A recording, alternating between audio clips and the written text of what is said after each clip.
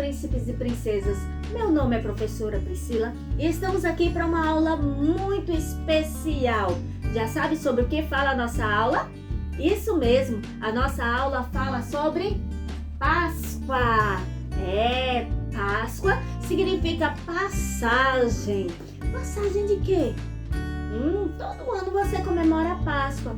Alguns comemoram a Páscoa em casa, né? Convidando muita gente, como podia antes, agora não pode mais, viu? Convidando muita gente, né? Aí passava uma manhã de jejum, aí o almoço na sexta-feira, né? Era aquele almoço bem gostoso. Aí tinha o sábado, o domingo de aleluia. Uns iam para a igreja e também ganhava ovo de Páscoa, via muito coelho da Páscoa. Mas a Páscoa, na realidade, a primeira Páscoa, onde originou essa festa, não teve nada disso. Foi um dia muito estressante, foi um dia muito complicado para os judeus e para os egípcios. A festa da Páscoa, ela é de origem dos judeus, né? Do pessoal que vive em Israel. O povo que vive em Israel, eles moravam no Egito. Eles eram escravos no Egito e eles tinham que ir para Canaã, onde era a terra deles, daqui para cá. Por uma necessidade de 300 anos antes disso acontecer, eles tiveram que vir para o Egito. E chegou lá no Egito nessa época, eles eram muito bem recebidos e ficaram na terra de Gósen, que faz parte do Egito. Mas depois de 300 anos, o povo do Egito começou a ver que os hebreus, né, porque eles vinham de Hebron, então o nome deles, eles eram chamados de hebreus, eles eram muito inteligentes, eles sabiam negociar muito e estavam ficando muito ricos. E outra, eles tinham muitos filhos, e filhos muitos, a maioria dos filhos eram homens, então eles procriavam muito, eles tinham muita, né, uma descendência muito grande e estavam ficando um povo muito enorme, né, aquela nação grande dentro do povo do Egito, dentro da nação do Egito. E o pessoal do Egito começou a olhar assim, daqui a pouco eles vão querer dominar a gente, a terra é nossa. Então o que a gente vai fazer? A gente vai pegar eles, vai fazer deles escravos nossos, eles estão dentro da nossa terra. E aí foi o que aconteceu. Então a Páscoa para os judeus, né, para os hebreus, para o povo de Israel, significa libertação. Foi quando eles passaram a ser livres do Egito. Quer saber como isso aconteceu? Olha só, tia vai contar para você, mas vai contar com uma história, a história dessa libertação. Quer escutar? Vamos lá. Tia vai contar a história de um menino que tinha um cordeirinho chamado Lambi. Ele gostava muito desse cordeirinho. Ele era hebreu e vivia um tempo atrás, né, nessa época, lá na terra do Egito. E os pais deles eram escravos. E ele, né, era escravo também. Logo ele teria que trabalhar como escravo. Mas por enquanto que ele era pequeno, ele trabalhava como pastor de ovelhas. Porque o povo dos hebreus era um pastor de ovelhas. Por isso que os egípcios não gostavam muito deles. Eles achavam assim que os pastores de ovelhas eram inferiores a eles. E aí, ele cuidava das ovelhas do pai dele. Quando ele estava cuidando do rebanho, nasceu um cordeirinho. E ele começou a se apegar a esse cordeirinho. E quando ele chegava perto, o cordeirinho começava a lamber ele. E ele chamou o nome do cordeirinho de Lambi. Certo dia, esse menino começou a conversar com suas ovelhinhas. E começou a contar para ela: olha, você sabia que a gente era um povo livre? E a gente vivia muito feliz aqui no Egito, sendo que o povo do Egito começou a ficar com inveja da gente, com ciúme da gente, e transformou a gente, com medo da gente tomar conta da terra deles, transformou a gente em um escravo. E todos os dias, meu pai, os irmãos de meu pai, os colegas do meu pai vão trabalhar no duro, vão ser chicoteados, vão lá construir as coisas que o faraó quer que eles construam. É muito difícil a vida deles aqui. Todo dia, quando meu pai chega em casa, a gente tem o costume de jantar juntos. Minha mãe faz uma comida bem saborosa do pouco que a gente tem e meu pai começa a contar as histórias, o que aconteceu com ele durante o dia. Ele fala dos egípcios que maltrata a gente muito, muito, muito. Mas sabe, Lambi, hoje é um dia muito especial e muito diferente.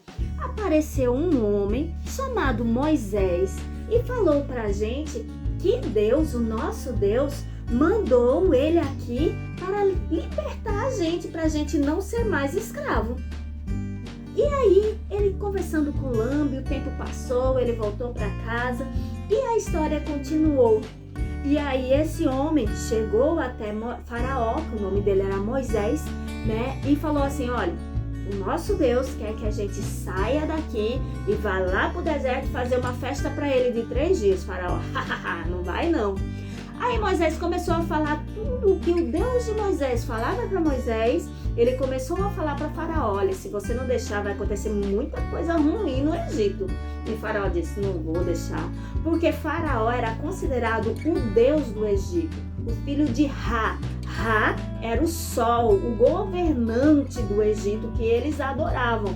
E aí, como o Faraó era considerado Deus, então se ele cedesse a Moisés, mostrava que ele era fraco, era um Deus mais fraco do que o Deus de Moisés. Então ele queria mostrar que era um Deus forte, então não deixou o povo de Israel, né, os hebreus saírem, irem fazer festa para o Deus dele lá no deserto. Aí Moisés começou a dizer, não, olha, Deus disse, se você não deixar, vai acontecer um bocado de coisa ruim.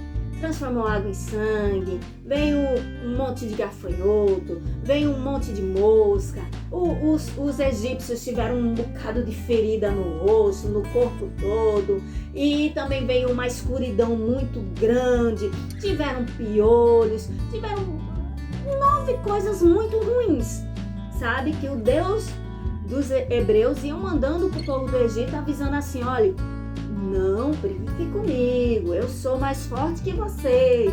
Mas para Faraó não dizer que era fraco, sempre dizia, não deixe. Até que chegou um dia em que Moisés foi conversar com o povo hebreu e disse assim, olha, como o Faraó, ele tá de coração duro e não quer deixar a gente sair, então Deus deu uma ordem pra gente.